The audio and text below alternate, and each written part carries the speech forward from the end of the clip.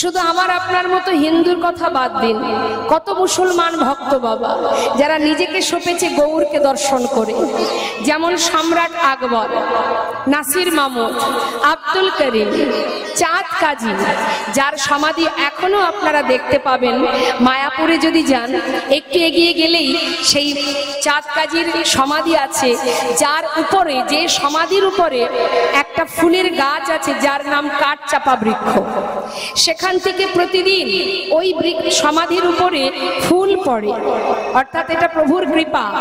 সেখান থেকে প্রতিদিন ফুল পড়ে ওই চাঁদ কাজীর সমাধিতে, এটা তার আশীর্বাদ। তা মাগো, আপনারা নিশ্চয়ই শুনেছেন তোমরা কুঞ্জ সাজাও গো, এটা কার লেখা? একজন মুসলমান ভক্ত কাজী নজরুল ইসলাম। তার নিশ্চয়ই অনেক বৈষ্ণবীয় ভজন আপনারা আস্বাদন করেছেন। তো এই কাজী নজরুল ইসলামের একটা গান আমি ছোট করে একটু গাইছি, শোনো। আমরা সবাই দেখি গোবিন্দ কত কত লীলা করেছেন, শুধুমাত্র দাপর যুগে নয়, সত্য ত্রেতা দাপর, এই যে কলি, এই চারটি যুগেই তিনি 4 বার এসেছেন, কত কত লীলা করেছেন। এটা তো শুধুমাত্র তার লীলা বাবা। তিনি যুগে যুগে এসে নানাবিধ লীলা করেছেন, খেলা করেছেন, কিন্তু প্রকৃত তিনি যে খেলছেন সেটা কোথায়? গোলক ধামে নিরজনে আপন মনে বসে তিনি খেলা করে যাচ্ছেন। আমরা মনে করি জগতে যা কিছু আছে সব আমার, ভাবি না মা? দেখবেন একটা কথা বাবা, যদি আমাদের জীবনে কষ্ট আসে আমরা ভগবানের দিকে হাত তুলে দিই, তুমি কষ্ট দিলে, বলি না? আমাদের জীবনে যদি কোনো আঘাত আসে তখন কি করি? ভগবানকে আমরা দোষারোপ করি। যদি কোনো ক্ষয়ক্ষতি হয়ে যায় আমাদের জীবনে, আমরা বলি তুমি করেছো, তুমি কষ্ট দিয়েছো, তুমি কেড়ে নিয়েছো, তাই না? তাহলে জীবনে আঘাত এলে, কষ্ট এলে দায়ী কে বাবা? ভগবান। যখন সংসারে কোনো কিছু উন্নতি হয় বা কোনো ভালো কিছু হয় তখন আমরা কি বলি? তখন বলে আমি করেছি, আমি করেছি তাই পেয়েছো, এটা আমি না করলে পেতে না। দেখবেন অনেকে বলে এটা আমার দ্বারা হয়েছে বলে আজ এত আনন্দ, এটা আমি করেছি। অর্থাৎ ভালো কিছু করলে আমি করেছি, আর খারাপ কিছু হলে ভগবান দায়ী। এটা তো হয় না। হয় কি? তোমার কর্ম অনুযায়ী তুমি ফল পাচ্ছ, তোমার জীবনের কষ্টটা এটা তার জন্য তুমি দায়ী, অন্য কেউ নয়। জেনে রাখবে, জীবনে তুমি হাজার কষ্ট করে যদি কিছু পাও, জানবে সেটা তার কৃপা, তাই তুমি পেয়েছো। আর হাজার চেষ্টা করে যদি কিছু না পাও, তাহলে জানবে সেটা তার ইচ্ছা। এই দুটো শব্দ মাথায় রাখতে হবে, এই দুটো শব্দ আমাদের জীবনে মনে রাখতে হবে। যা কিছু আমরা পেয়েছি সেটা তার কৃপা, আর যেটা চেষ্টা করেও পাচ্ছি না সেটা হলো তার ইচ্ছা। সে আমাকে দিচ্ছে না কারণ তাতে আমার ভালো হবে না। নিতাই গৌর হরিব। তাই তিনি দিচ্ছেন না, তিনি যেটাই করেন সেটা জীবের মঙ্গলের কারণে। আজ সেই করুণাময় আপন মনে নিরজনে বসে যার সৃষ্টি এই ধরা, যিনি সৃষ্টিকর্তা, যিনি আমাদের সৃষ্টি করেছেন, সেই লয় আর প্রলয়ের মালিক যিনি অনাদির আদি, যিনি বসে বসে নিরজনে খেলা খেলছেন। তাই তো কাজী নজরুল ইসলাম, যিনি বিদ্রোহী কবি, তিনি এই গানটি বেঁধেছিলেন মা আমাদের মতো জীবকে শোষানোর জন্য, বোঝানোর জন্য। খেলিছ হে বিশ্বলয়ে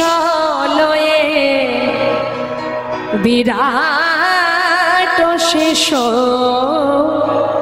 আনমনে, খেলিছ এই বিশ্বলয়ে বিরাট শিশু আনমনে, খেলিছ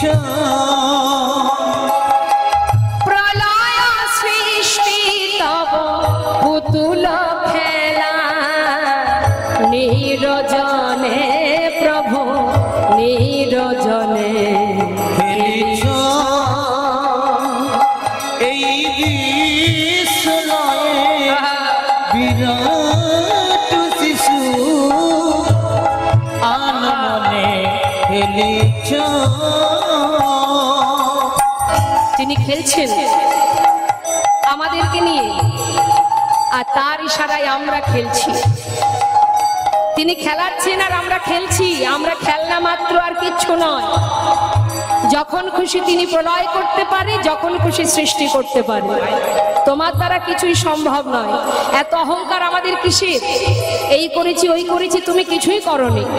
তিনি দিয়েছে তাই তুমি পেয়েছো, কারণ তিনি সর্বেশ্বর, তিনি শ্রেষ্ঠ। তাই বলছি, কোথায় বসে খেলছে জানো? তোমার ধরা ছোঁয়ার বাইরে। হরি বল। কোথায়?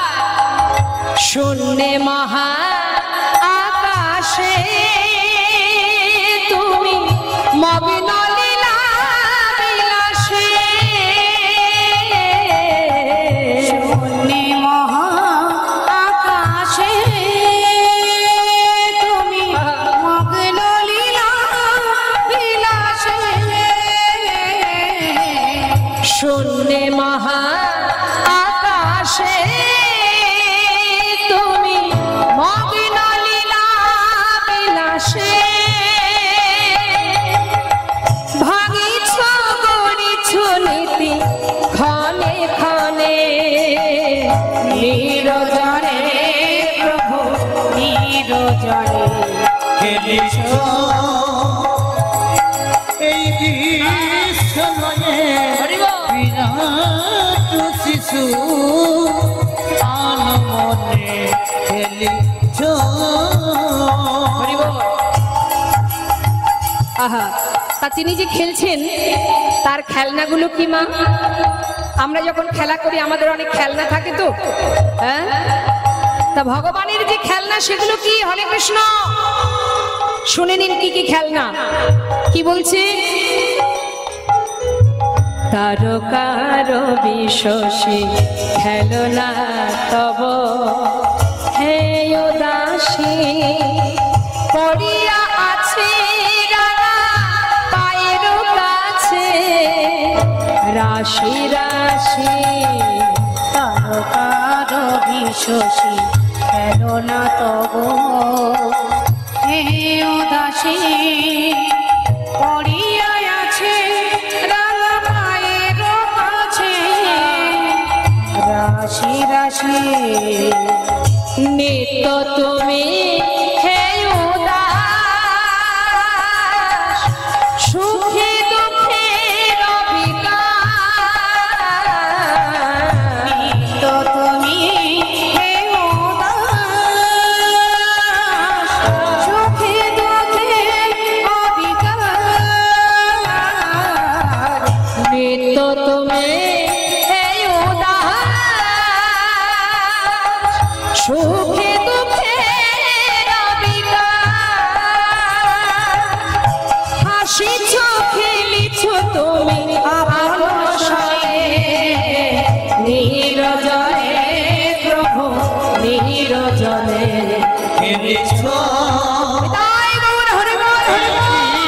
বিশ্বময়ে বিরাট শিশু আনমনে খেলিছ এই বিশ্বময়ে বিরাট শিশু আনমনে খেলিছ। যারা বুঝেছে তারা ঘর ছেড়ে জনমের মতো চলে গেছে। যেমন সরগোস্বামী, জয়রূপ সনাতন ভট্ট রঘুনাথ, শ্রীজীব গোপাল ভট্ট দাস রঘুনাথ। যারা সংসারে বুঝেছে যা কিছু আছে সবই অনিত্য, সবই অসার, এখানে আমার বলতে কিছু নেই, তারা সর্বস্ব ত্যাগ করে আপন জনার সন্ধানে নিজের মানুষের কাছে, নিজের জনার কাছে চলে গেছে।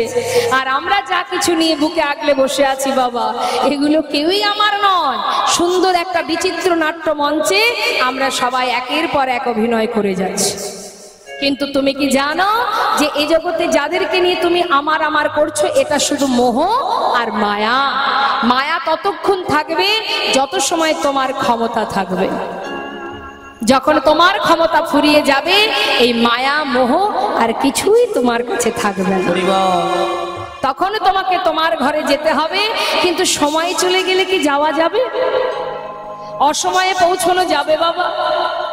একজন বৃদ্ধ বাবা যিনি উপর তলায় 3 তলার ব্যালকনিতে বসে সকালবেলা চা পান করছে, আর তারই সামনে দিয়ে রাস্তা দিয়ে একটা 8 বছরের বালক জপের মালা হাতে নিয়ে মালা জপ করতে করতে সকালবেলা যাচ্ছে রাস্তা দিয়ে।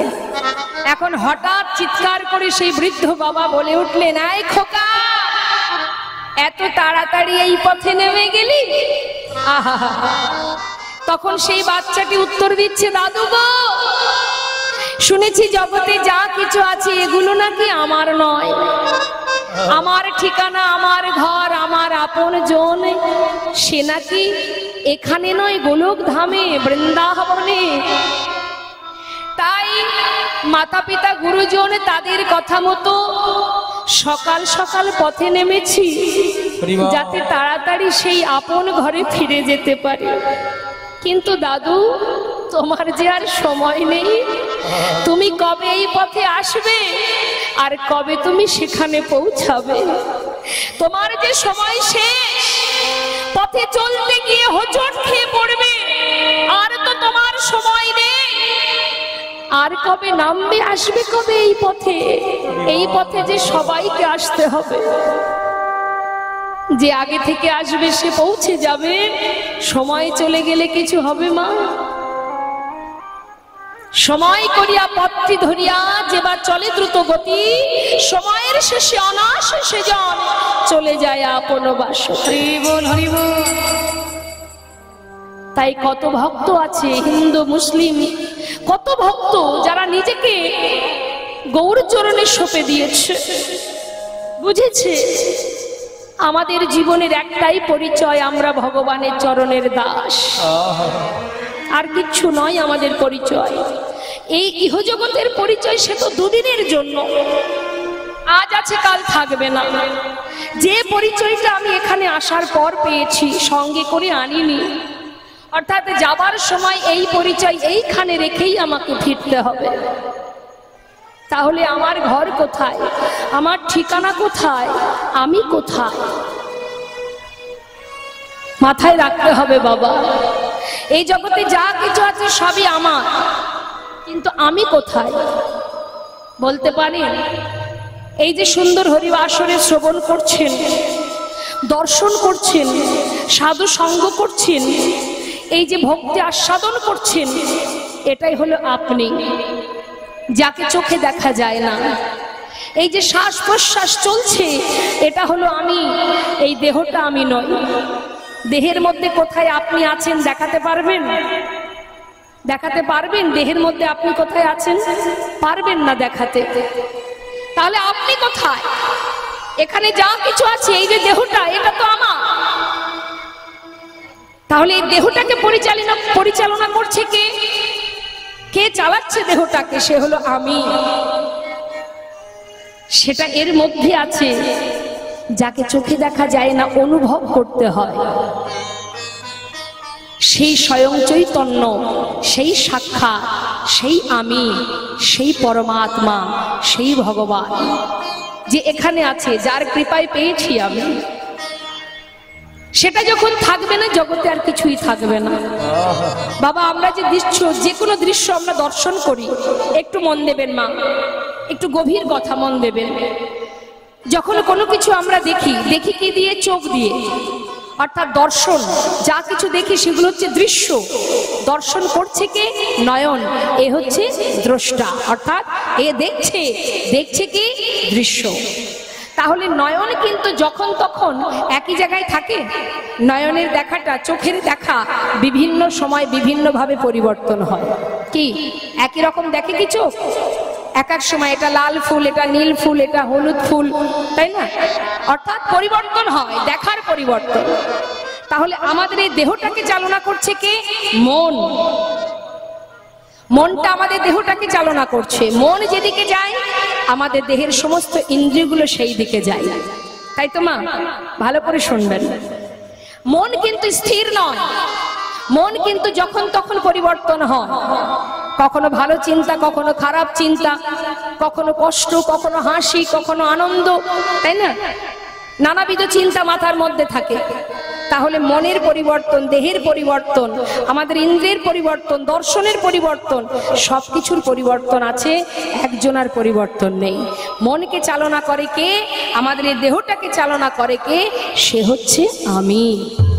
আমি তাকে দেখা যায় না, সে আছে বলে আমার সব কিছু আছে।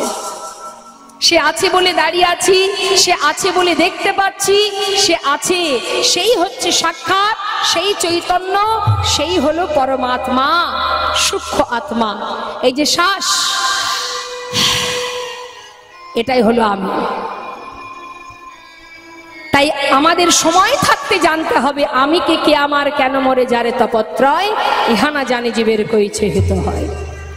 নিজেকে সঁপে দাও, নিজেকে জানো, তবেই তো তুমি বুঝবে তুম কাহা সে আয়ে হো আর যাওগি কাহা, ইতনা দিল বিচার লো বাস হো গয়া ভজন।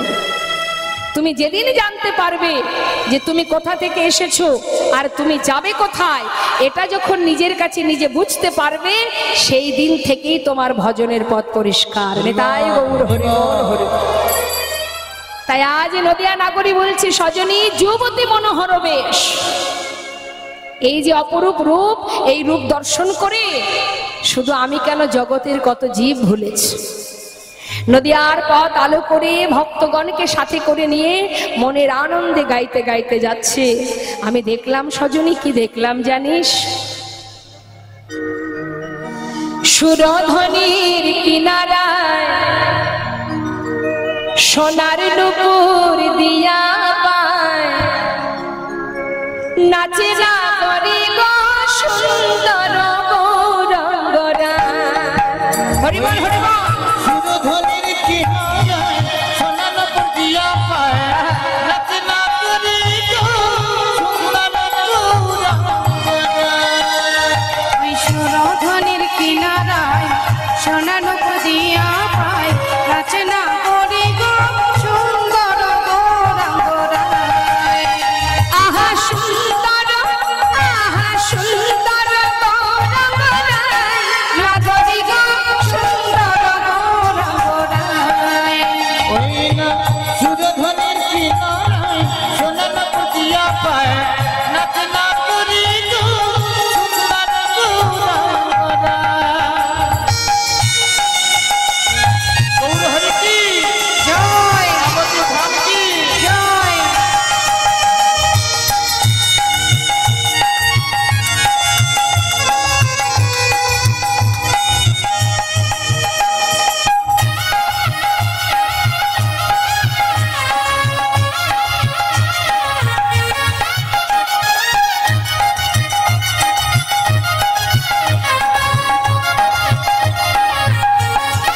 হরি বল হরি বল।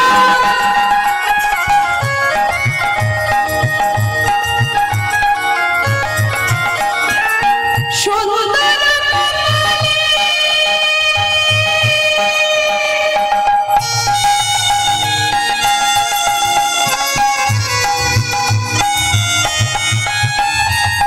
সুন্দর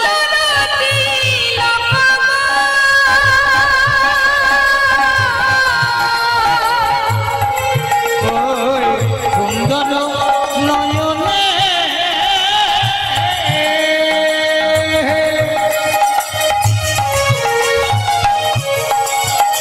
আহা সুন্দর সুন্দর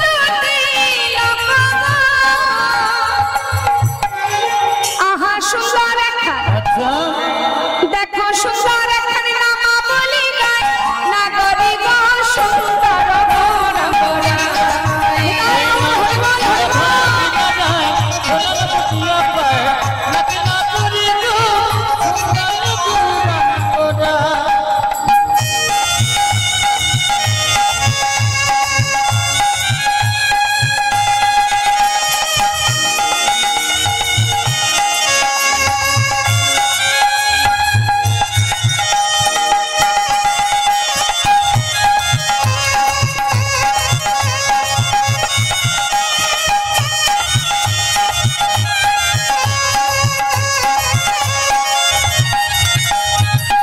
কি বললেন?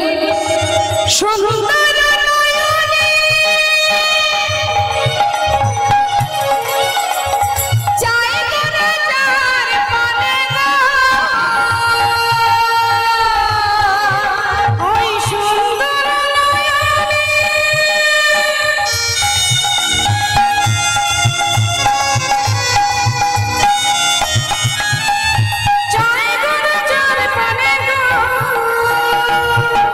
বলুন দেখি সবাই। এই যে সবাই ওদের আগ্রহ নিয়ে বসে আছেন, যার কথা শুধু শ্রবণ করার জন্য, শুনতে শুনতে সাক্ষাৎ যদি তার দর্শন পান, তাহলে কি আর ঘরে যেতে পারবেন মা? আহা, তা সেই করুণাময় ভগবান তিনি যদি কারোর দিকে তাকায়, তার অবস্থা কি হবে? এই দেহটা সে তো পড়েই থাকবে, সূক্ষ্ম আত্মাকে নিয়ে তিনি চলে যাবেন। ও তার দেহ ছাইরা, আহা দেহ ছাইরা মনটা লইয়া যায়, না করি গো সুন্দর মোরা মোরা। সুরধনের কিনারায় সোনার পুঁজিয়া পায়, রচনা করিল সুন্দর মোরা মোরা। সুন্দর মোরা মোরা, আহা সুন্দর মোরাই গো মোরা মোরা।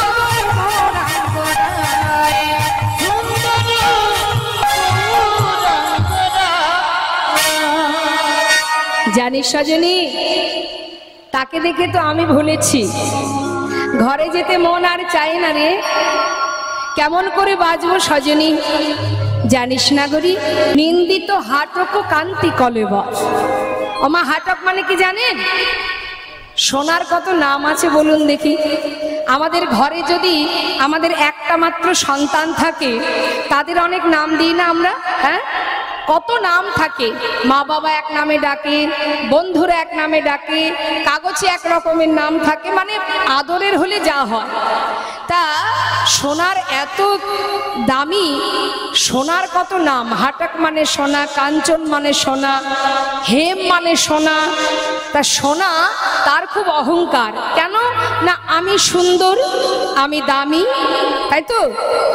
আমার মতো সুন্দর আর কেউ নাই। তা আজ নদিয়া নাগরী বলছে, সজনী রে, নিন্দিত হাটক কান্তি কলেব। আমি দেখলাম ইহজগতের যে সোনা, সেই সোনা আজ নিজের গর্ব নিজে চূর্ণ করে, সেই সোনা নিজেকে ত্যাগ করবে, বিসর্জন করবে কোথায়?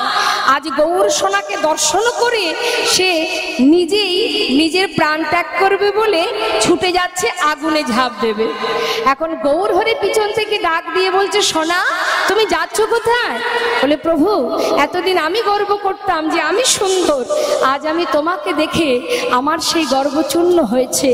যে ভুল আমি করেছি এর জন্য আমি আর বাঁচতে চাই না, ওই আগুনে নিজের প্রাণ ত্যাগ করব। তখন প্রভু বললেন, শোনো, তুমি যখন নিজের ভুল নিজেই বুঝেছো, এবার ফিরে এসো, আর তোমাকে আগুনে ঝাঁপ দিতে হবে না। না প্রভু, আমি আর বাঁচতে চাই না। যতবার বলছে, গৌর হরি বললেন, তাহলে শোনো, আমিও তোমায় আশীর্বাদ দিলাম, তুমি যতবার আগুনে ঝাঁপ দেবে ততবার তোমার অঙ্গের জ্যোতি আরো বেড়ে উঠবে। তাই গৌর হরি বল, হরি বল। তাই সেই হাটক অর্থাৎ সোনা, তার অহংকার চূর্ণ হয়েছিল গৌর সোনাকে দর্শন করে। জানি সজনী, এই জগতে কেউ যদি কোনো হাসির কথা বলে কাউকে, আগে বলে তারপরে হাসে। কিন্তু আমি কি দেখলাম সুরধনির ঘাটে, শুনে নে। লোকে আগে কথা বলে, বলে তবে হাসে। তাই তো? কোনো কিছু হাসির কথা যদি আপনি বলতে চান, আগে বলবেন তারপরে তো হাসবেন। কিন্তু গৌর হরি বিপরীত। নদিয়া নাগরী কি দেখছে? সে দেখছে গৌর হরি কথা বলবার আগে মধুর মধুর মৃদু হাসে, মধুর মধুর মৃদু হাসে, মধুর মধুর মৃদু হাসে। চাই রে হাসির বলি হারে, চাই রে হাসির বলি আহা চাই রে হাসির বলি হারে, আহা এমন প্রভু দেখি নাই রে, চাই রে হাসির বলি হারে, এমন প্রভু দেখি নাই রে, চাই রে হাসির বলি হারে। মধুর মধুর মৃদু হাসে, মধুর মধুর মৃদু হাসে। মধু মধুর স্মিত লোভিত তন ভেত, মধুর মধুর স্মিত লোভিত তন ভেত, আহা মধু মধুর স্মিত লোভিত তন ভেত, মধুর মধুর স্মিত লোভিত তন ভেত। অনুপম ভাব বিলাসা, অনুপম ভাব বিলাসা, ওই অনুপম ভাব বিলাসা, অনুপম ভাব বিলাসা। আজ যে মহাজন পদাবলী লিখেছেন, তিনি দূর থেকে দাঁড়িয়ে প্রভুর সেই লীলা দর্শন করে আজ মনের ক্ষোভ প্রকাশ করছেন। কি বলছেন? এ রাধা মহানা ক্ষোভিত দুরমতি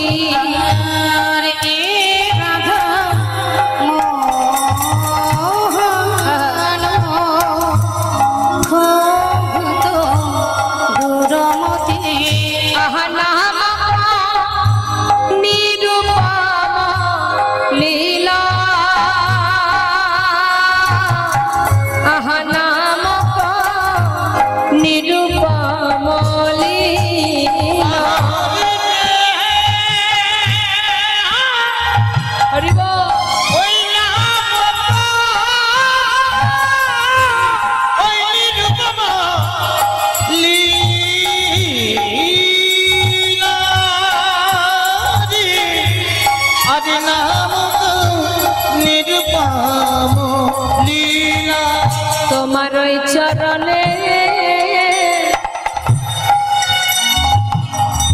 আমার অধিকার দিও, তোমার ওই চরণে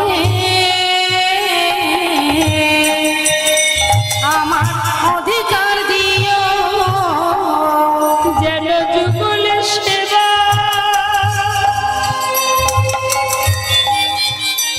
আমি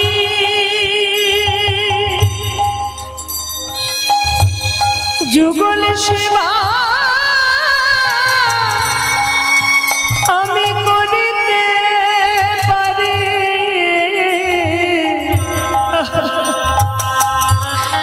তোমার চরণ সেবা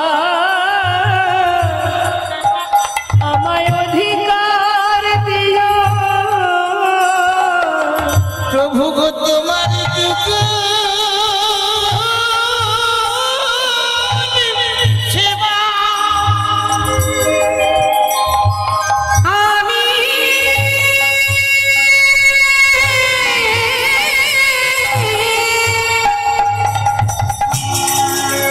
যেন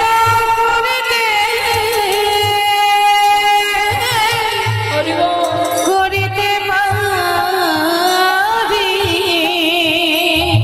আমি আর কিছু চাই না প্রভু, সেবার অধিকার দিও, কিছু চাই না প্রভু সেবার অধিকার দিও, সেবার অধিকার দিও, আর তো কিছু চাই না প্রভু সেবার অধিকার দিও, তোমার ওই চরণে অধিকার দিও আহা নামক নিরুপম লীলা, ওই নিরুপম লীলা আজ নামক নিরুপম লীলা। মহাজনী পদাবলী দিয়ে আমরা গৌর কথা শ্রবণ করলাম। এবার আমরা সবাই চলে যাব বৃন্দাবনে, মধুর মধুর ভগবানের সেই লীলা আস্বাদনে। তা চলুন যাই আমরা সবাই উলুধ্বনি হরিধ্বনি করে বৃন্দাবনের রাজার জয় দিতে দিতে চলে যাব। কে রাজা বৃন্দাবনে মা? জোরে বলুন। রাধে রাধে। তা চলুন আমরা সবাই রাধা নাম গাইতে গাইতে বৃন্দাবনে প্রবেশ করি, তারপরে আমরা রাধানি বদনে ভগবানের মধুর কথা রূপের কথা আস্বাদন করব। দুটি বাহু তুলে নিতাই গৌর হরি বল জয় রাধে শ্যাম রাধে রাধে রাধে বৃন্দাবন ধাম আচ্ছা জপে যা রাধে রাধে। সবাই মিলে হাতে তালি দিয়ে একসঙ্গে রাধে শ্যাম রাধে রাধে রাধে রাধে।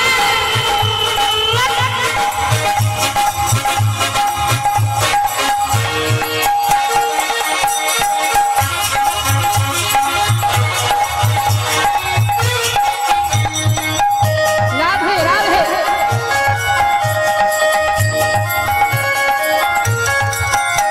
বৃন্দা